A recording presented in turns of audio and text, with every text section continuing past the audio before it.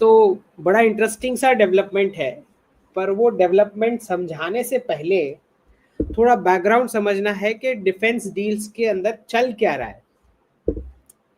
थोड़ा मैं आपको क्या डॉट्स कनेक्ट करने, वो डॉट्स थोड़े बता देता हूँ। सबसे पहले तो सबसे पहले जो है भारत और यूएस की डील, ट्रेड डील के ऊपर प्रेसिडेंट ट्रम्प जो हैं और उनकी टीम अचानक से जो गाली दे रही थी, वो टीम बिल्कुल शांत हो जाती है।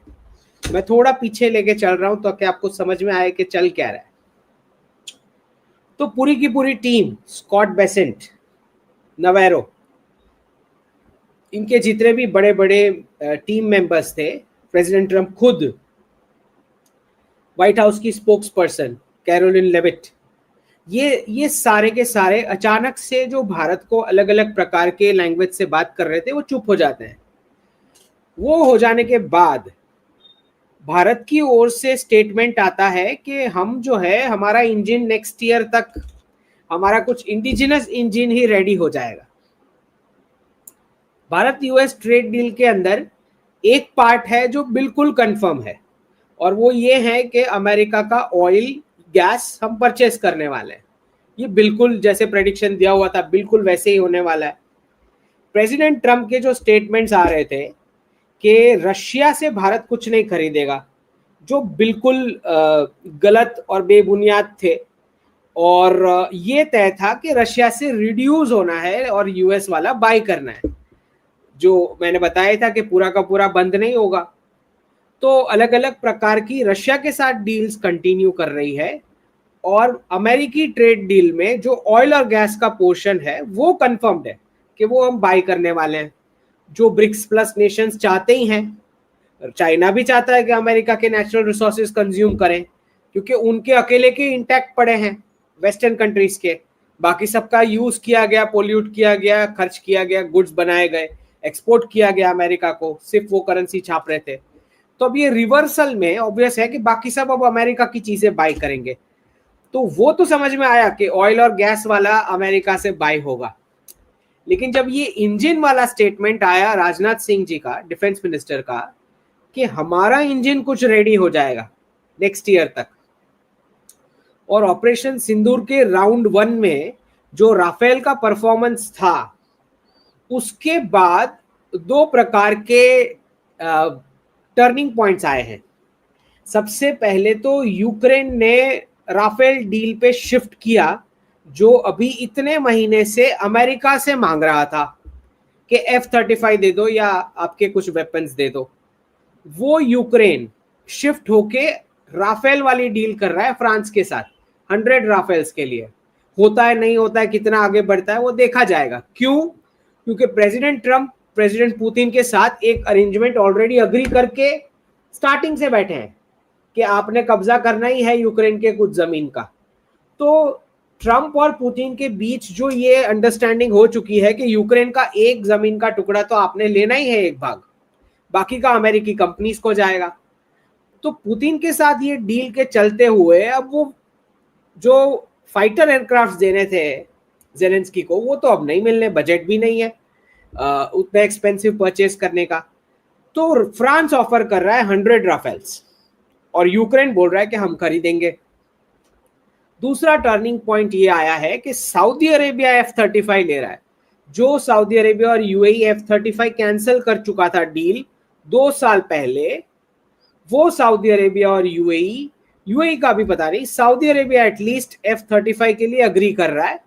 और प्रेसिडेंट ट्रम्प, जंक है F-35, इलॉन मस्क खुद अपने एक्स के हैंडल पे, अमेरिकी पूरी टीम बोलती है कि जंक है F-35, एक्सपेंस के हिसाब से पूरा जंक है, लेकिन लेने को तैयार है। देखने वाली बात है कि भारत डील करना चाहता है डिफेंस डील्स, लेकिन टेक्नोलॉजी ट्रांसफर और जॉइंट प्रोडक्शन के बिना नहीं लेगा। F-35 भी लेगा, लेकिन टेक्नोलॉजी ट्रांसफर चाहिए और जॉइंट प्रोडक्शन के ऑफसेट्स चाहिए। आपके ऑपरेशंस यहां पे शिफ्ट करो कुछ भाग, ये हमारी डिमांड है। तो जैसे ही ये स्टेटमेंट आया राजनाथ सिंह का कि हमारा इंजन कुछ रेडी हो जाएगा नेक्स्ट ईयर तक, तो अब आया है प्रेशर कि कुछ ना कुछ डील्स कंक्लूड करनी है। तो ट्रेड डील के अंदर क्योंकि डिफेंस डील चाहते हैं तो ट्रेड डील के अंदर अब कंसेशंस का कुछ इंटरनल नेगोशिएशन चल रहा होगा कि भाई इसको निपटाओ जल्दी। डिफेंस इंडस्ट्री की ओर से प्रेशर आया होगा। और जो भारतीय नेवी चीफ की रीसेंट विजिट रही अमेरिका में, वो विजिट के बाद ही अनाउंसमेंट आई है कि $93 मिलियन के जेवलिन जो उनके मिसाइल्स हैं वो परचेस करेगा भारत। कुछ अग्री हुआ है नेवी चीफ की विजिट के बाद डिफेंस डील्स के बारे में, और ट्रेड डील को भी अब डिफेंस इंडस्ट्री पुश करवा रही होगी, मिलिट्री इंडस्ट्रियल कॉम्प्लेक्स। अब ये जो बड़े चेंजेस आए हैं उसके बाद ऑपरेशन सिंदूर के बारे में प्रेसिडेंट ट्रंप या उनकी टीम क्या और कितना बड़बोलापन दिखा पाएंगी, वो एक प्रश्न है, स्पेशली ये इस डील के बाद। और ट्रेड डील क्योंकि उसका नेगोशिएशन अब आगे बढ़ रहा होगा इसलिए। तो बकवास जो करने की जो उनकी आदत रही ऑपरेशन सिंदूर 1 के बारे में, ऑपरेशन सिंदूर 2 में बकवास करे ना करे वो महत्व नहीं है। महत्व इस बात का है कि एक छोटा सा भी स्टेटमेंट अगर आ जाए, इतना सा स्टेटमेंट कि America condemns all form of terrorism, इतना स्टेटमेंट तो मार्को रूबियो का आ ही चुका है कि ये टेरर अटैक था रेड फोर्ट वाला। थोड़े प्रेशर के बाद आया, पहले भले उन्होंने ब्लास्ट एक्सप्लोजन बता दिया, जो हम भी आई थिंक ऑफिशियली हिचकिचा रहे थे लास्ट तक उसको ऑफिशियली बोलने में। यूएई बोल पाया कि भाई बॉम्बिंग और we condemn all forms of terrorism. ये इसमें जो मार्को रूबियो का स्टेटमेंट आया कि it was a terror attack, और हमारे कैबिनेट कमिटी ऑन सिक्योरिटी का ऑफिशियल ये स्टैंड के it was a terror attack. Internal हमारी पूरी क्लीनिंग चल रही है। नक्सल्स के बड़े बड़े लीडर्स खत्म कर दिए गए जो मार्च 26 का हमारे होम मिनिस्टर टारगेट लेके ही चल रहे थे। लेकिन ये जो इंटरनल क्लीनिंग टेरर नेटवर्क की चल रही है, जिसमें कश्मीर से लेके साउथ तक, गुजरात से लेके नॉर्थ ईस्ट तक, अलग अलग पूरा रेडिकल्स के स्लीपर सेल्स का पूरा नेटवर्क, इंक्लूडिंग वो जो doctor, so called doctors group जो भारत में अलग अलग शहरों में एक्सप्लोजन्स प्लान कर रहे थे, ये तक बोला जा रहा है कि ड्रोन अटैक्स प्लान किए जा रहे थे विद इन भारत, ये स्लीपर सेल्स के द्वारा। और हैंडलर्स जेईएम के, जैशे मोहम्मद के हैंडलर्स वहां से गाइडेंस दे रहे थे इन ग्रुप्स को। तो इंटरनल क्लीनिंग जो हमारा प्रायोरिटी है, उसमें ये जो खुश खबर आई है कि ये जेवलिन मिसाइल्स की डील, भले 93 मिलियन कोई हमारे लिए छोटी सी रकम है ये, तो ये डील जो है एक बहुत ही पॉजिटिव सिग्नल है, क्योंकि प्रेसिडेंट ट्रंप की टीम को अब मिलिट्री इंडस्ट्रियल कॉम्प्लेक्स से प्रेशर आएगा। इतना प्रेशर तो आएगा ही कि जब हम राउंड 2 के लिए जाएंगे तो आप फर्क देख पाओगे स्टेटमेंट में। वो न्यूट्रल भी स्टेटमेंट दे दें तो भी बहुत बड़ा बेनिफिट है भारत को डिप्लोमेटिकली। खैर हमें फर्क नहीं पड़ता क्योंकि हम तो एक्शन लेने ही वाले हैं और जैसा लेना चाहेंगे वैसा हम लेंगे। हमको फर्क नहीं पड़ता वो क्या स्टेटमेंट दे रहे हैं, लेकिन बहुत सारे छोटे राष्ट्रों को फर्क पड़ता है। अगर आपको याद होगा ऑपरेशन सिंदूर राउंड 1 में जब अमेरिका का स्टेटमेंट आया सीज फायर, हमने इस्तेमाल वर्ड नहीं किया सीज फायर, लेकिन क्योंकि अमेरिका का स्टेटमेंट आया सीज फायर तो उसके पीछे पीछे सारे चट्टे बट्टों का सबका official statement cease fire word इस्तेमाल करते हुए आ गया। इसके बावजूद के एमईए ने साफ नकारा कि ये सीज फायर नहीं है।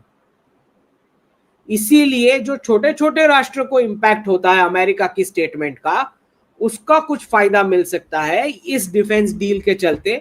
मिलिट्री इंडस्ट्रियल कॉम्प्लेक्स का ट्रंप टीम के ऊपर प्रेशर आएगा, तो बहुत ही पॉजिटिव डेवलपमेंट। और जो आर्टिलरी और जेवलिन अगर हमने यूज करनी होगी तो वी डोंट नो क्या ये इंस्टेंट डिलीवरी की बात हो रही है या लॉन्ग टर्म कॉन्ट्रैक्ट है, डिटेल्स अभी आने बाकी है।